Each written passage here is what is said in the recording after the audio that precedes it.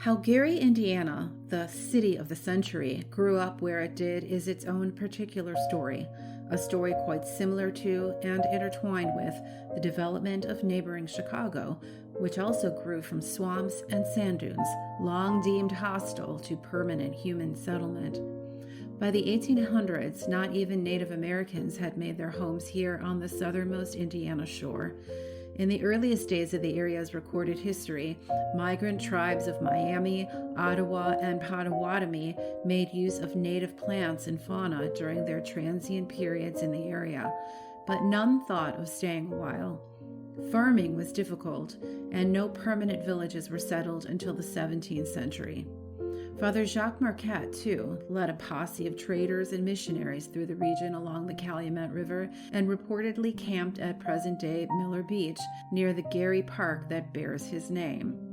It wasn't until 1822 that the first white settler, Joseph Bailey, made a home in the dunes, and even he had little company until the century turned and brought settlers with big plans, but not for farming.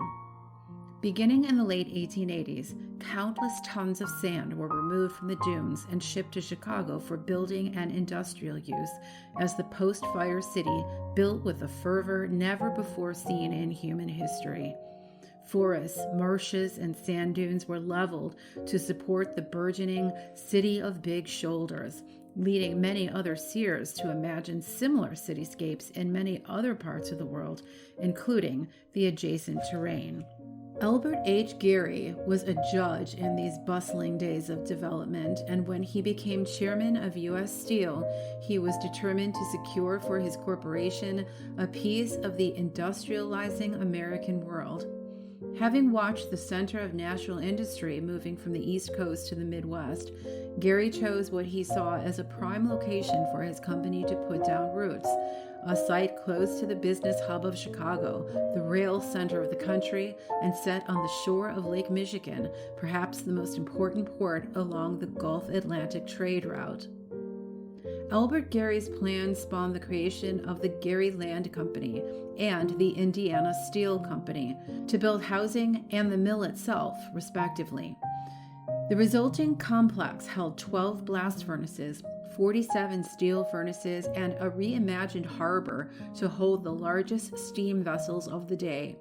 Would-be workers from every corner of Europe poured in, along with migrant workers from all around the United States, creating an instant city that grew to 16,000 inhabitants in scarcely 3 years' time. In 1909, when Gary was officially incorporated, it was one of the fastest growing cities in the nation, but still an infant. In the next 10 years, the city would more than triple in population, claiming 55,000 residents by 1920. It was also something of a black sheep amid the great labor upheavals of the time. From the beginning, Albert Gary attempted to avoid labor uprisings and strikes by fostering close employee relations with the extremely varied ethnic populations that manned his empire. The Great Depression changed the good times in Gary, as elsewhere, however, and U.S. Steel laid off workers in unprecedented numbers. The future brought unionization, with U.S. Steel recognizing the Steelworkers Organizing Committee as its workers' representative. World War II was a financial godsend when steel production skyrocketed, and Gary workers and bosses mourned the dead but counted their profits. Until the strikes came. The nationwide strike of 1919 was hardly the last. After the war, the first 2 of 3 strikes from 1946 to 1959 slowly wore away at the foundations of the Men of Steel. The final strike, lasting more than 100 days, allowed foreign steel companies to get a foothold in Gary and elsewhere in the States. Later, as technology gained ground and made inroads in the industry, human labor began to measure as obsolete. From the 1980s onward, the human workforce in Northwest Indiana has shrunk to about 25% of its most flourishing state, though the same amount of steel continues to be produced. The massive presence of the steel industry, with most of U.S. Steel's operations now overshadowed by ArcelorMittal's, continues to reign over the city of Gary and the southernmost point of Lake Michigan, despite the shrinking and saddening of the once mighty settlement below. The folklore of the mill, including their ghost stories, has also declined with the population of workers.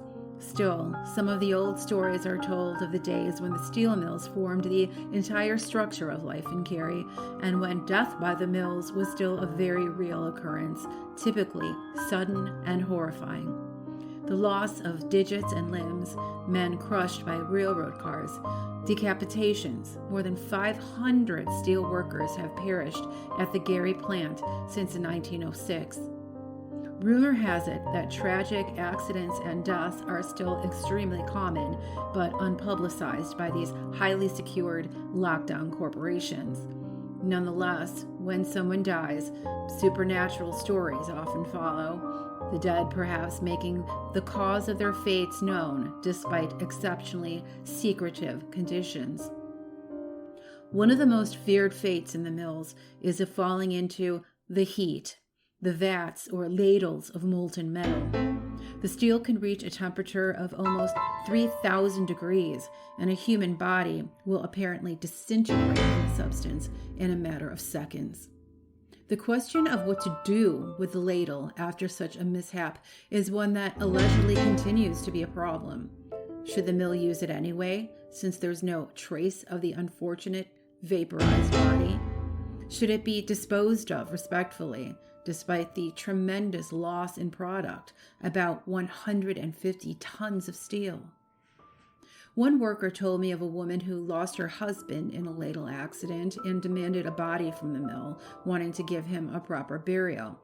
Being unable to provide one, the company reportedly cut out a man-sized chunk of the ladle and sent it to the funeral home.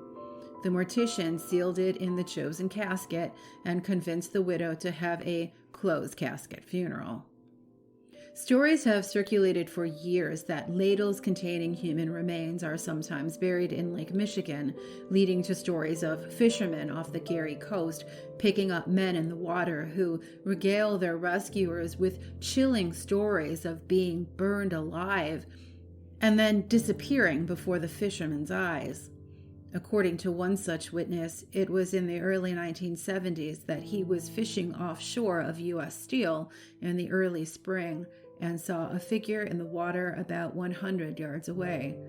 Powering up his motor, he headed toward the figure and wondered if it was possibly a man he'd heard about on the radio who had gone missing while swimming at Miller Beach 2 days earlier.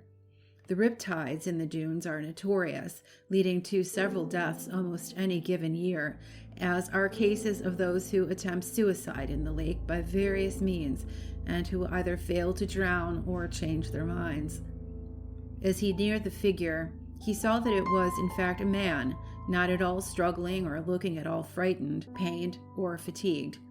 The fisherman stopped the boat and dropped anchor. Throwing a rope to the man in the water, he pulled him into the ladder and helped him aboard.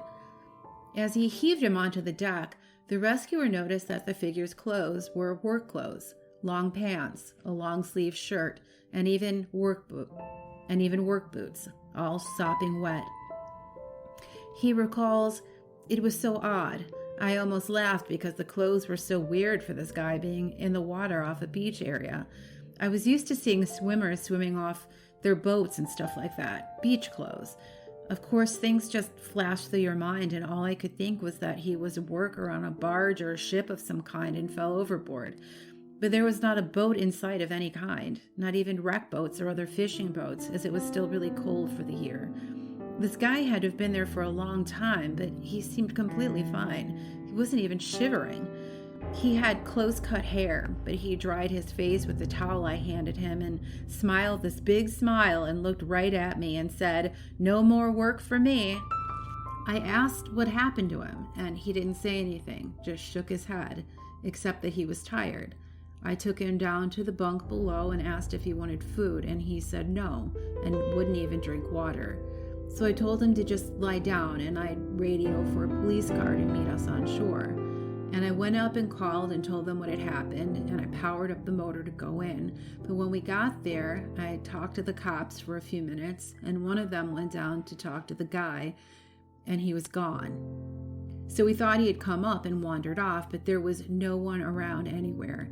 They even drove around the area while I waited there, but we never found him. A few years later, I heard the stories about people picking up guys off the shore at the mill, and I will tell you, it gave me the heebie-jeebies. Sometimes deaths in the mill leave behind evidence of the event in the form of disembodied voices or smells. One worker said that after his co-worker was crushed by a rail accident, he'd frequently hear a male voice say, "Hey," in his ear as he was working near the death site. Another worker told of working with a buddy who had had his skull pierced while working in a continuous rod mill and died instantly. For months afterward, workers would smell a strong smell of cigars at the death site from time to time. The deceased worker had been known for always smoking part of a cigar at lunchtime. Another worker shares an incident in which a worker fell into the heat. According to the tale, the plant processed the steel anyway. Now, every time a ladle is poured, the dead worker's face appears at the top of the pool of molten steel. Still another worker talks about the haunting that began after a laborer fell into the melting pot, which is connected to the furnace. He says he had tripped on a slippery patch of ash and couldn't get his footing and went in. Everyone was just in shock. They shut off the furnace for a few minutes just because, but there's nothing you can do at that point. After it happened, there wasn't a day that went by that the furnace didn't shut itself off. They would go nuts trying to fix it, calling specialists in, even the manufacturer. It would seem fine, and then it would happen again.